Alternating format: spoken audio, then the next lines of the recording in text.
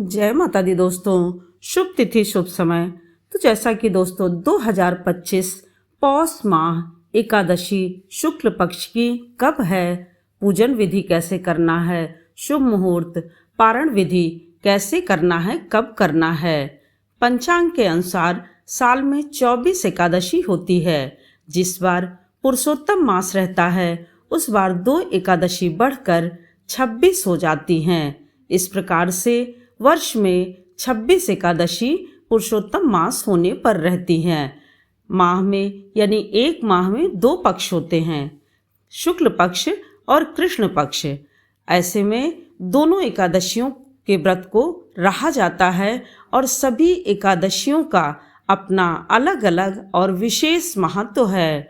तो जैसा कि अब की बार 2025 में जनवरी माह में पुत्रदा एकादशी कब है? पुत्रदा एकादशी 10 जनवरी को है। इस प्रकार से देखिए कि हमारी द्वादशी तिथि प्रारंभ हो रही है 10 जनवरी शुक्रवार सुबह 10:20 से और वहीं पर समाप्ति हो रही है 11 जनवरी शनिवार को 8:21 पर। इस प्रकार से 10 जनवरी 2025 शुक्रवार को एकादशी का व्रत यानी पुत्रदा एकादशी का व्रत रखना है।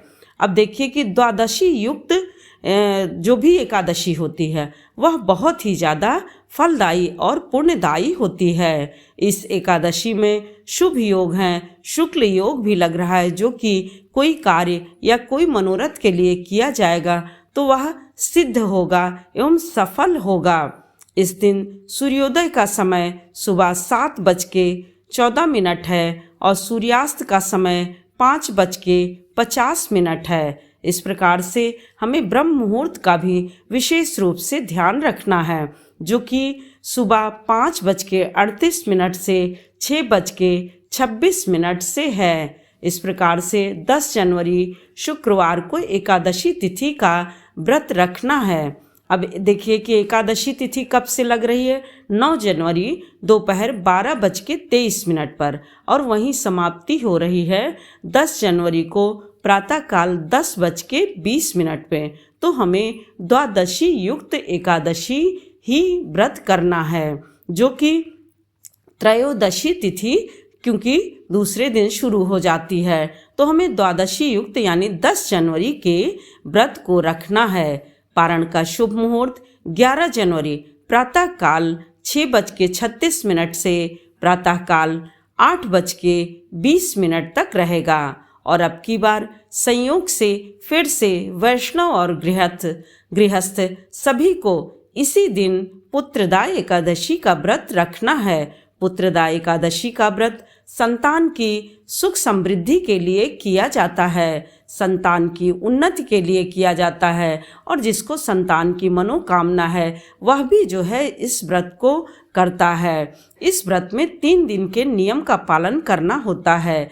दशमी के दिन देखिए चावल त्याग देना होता है, हो सके तो भोजन एक समय करिए और तुलसी के पत्ते को तोड़ के रख लीजिए, जिससे कि आपको एकादशी और द्वादशी को तुलसी के पत्ते को ना तोड़ना हो। इस प्रकार से इन सभी एकादशियों में पुत्रदा एकादशी का भी एक अपना अलग विशेष महत्व है, जो कि पौष माह के शुक्ल पक्ष में इसी एकादशी को यानी जो एकादशी पड़ती है उसी को पुत्रदा एकादशी, संतान एकादशी, वैकुंठ एकादशी के नाम से जाना जाता है।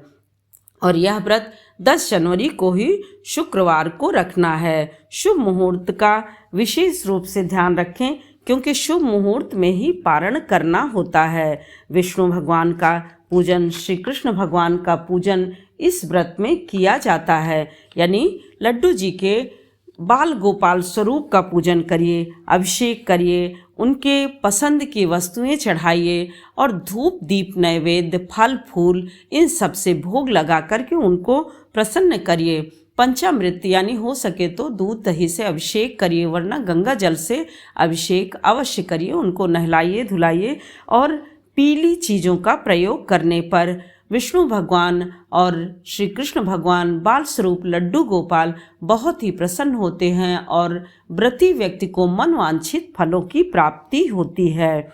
इस प्रकार से देखिए व्रत विशेष रूप से शुभ समय में रहिए, परंतु अब देखिए कि राहु काल का ध्यान रखना पड़ेगा, क्योंकि इस समय कोई शुभ कार्य नहीं किया जाता है। यह समय शुक्रवार को यानी एकादशी के दिन सुबह 10:30 से 12 बजे तक रहेगा।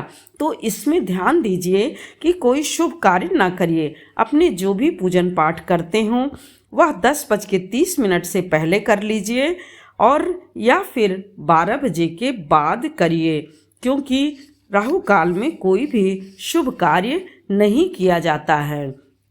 और देखिए इस एकादशी का पूर्ण रूप से लाभ संतान की सुख समृद्धि के लिए बताया गया है। तो आपको अपने बच्चों की उन्नति के लिए, अपने परिवार के कल्याण के लिए इस व्रत को, एकादशी के व्रत को अवश्य रखना चाहिए।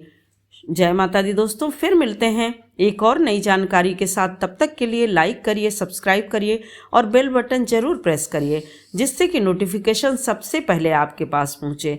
और यदि यह जरा भी सहायक हो तो कृपया शेयर करना बिल्कुल भी ना भूलें, क्योंकि आपके एक लाइक कमेंट शेयर करने से ही हमारा मनोबल बढ़ते हैं और आगे जाने का रास्ता प्राप्त होता है।